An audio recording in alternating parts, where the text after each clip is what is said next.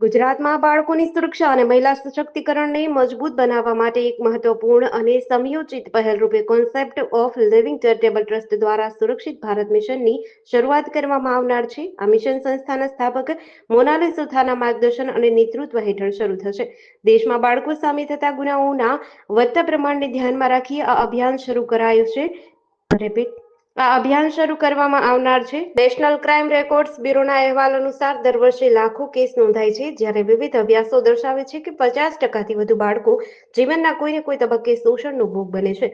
વધુ ચિંતાજનક વાત એ છે કે મોટાભાગના કેસોમાં આરોપી વ્યક્તિઓ બાળકોને ઓળખીતા હોય છે, જેના કારણે બાળકો ઘણીવાર ડર કે શરમના કારણે મૌન રહે છે. આવી પરિસ્થિતિમાં જાગૃતિ, યોગ્ય શિક્ષણ અને સમયસર માર્ગદર્શન હજી સૌથી અસરકારક છે. આ સુરક્ષિત ભારત મિશન ગુજરાતના તમામ 263 તાલુકાઓ સુધી પહોંચાડવાનો દ્રઢ સંકલ્પ ધરાવે છે. આ અભિયાનની શરૂઆત અમદાવાદ જિલ્લાના સાણંદ તાલુકાથી થશે. આગળ વડોદરા, સુરત સહિત જિલ્લાઓમાં તાલુકા અને ગામડા સુધી તેને વિસ્તૃત કરવામાં આવશે.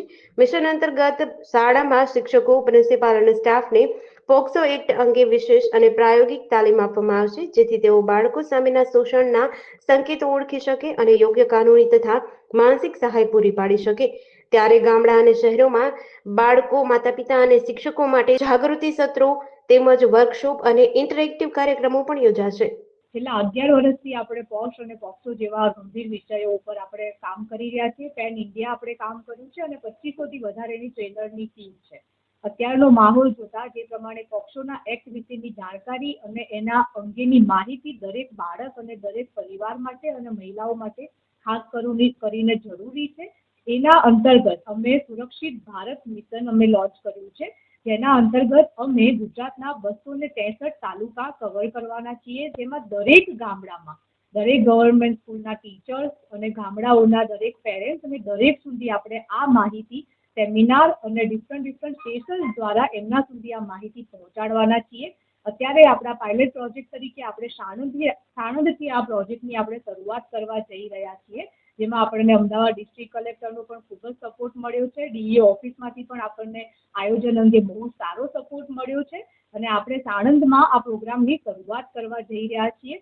સાથે સાથે આ પ્રોજેક્ટમાં આપણને 263 તાલુકામાં પહોંચવા માટે ઘણી બધી કંપનીઓ આપણી સાથે જોડાશે, ઘણા બધા સેલિબ્રિટીઓ પણ આપણી સાથે જોડાવાના છે, જે ખરેખર ઈચ્છે છે અને જે ખરેખર માને છે કે પોક્સો જેવા ગંભીર વિષયમાં જ્યારે આટલા ડિજિટલ વેમાં જ્યારે બાળકો સાથે બનતી ઘટનાઓમાં આટલો વધારો થઈ રહ્યો છે, ત્યારે આ વિષય અંતર્ગત આપણે 263 તાલુકા કવર કરી અને આપણે બધા બાળકો સુધી અને મહિલાઓ સુધી આપણે આ માહિતી પહોંચાડી શકીએ, એ જ આ પ્રોજેક્ટનો મુખ્ય આશય છે.